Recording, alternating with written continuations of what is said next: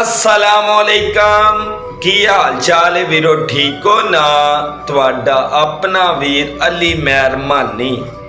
बई बंदे दी जिंदगी 50 साल गुजरे 100 साल गुजरे, उस बंदे नू अपनी जिंदगी ते बस फखर होना चाहिए यार मैं किसी ना माड़ा नहीं कीता।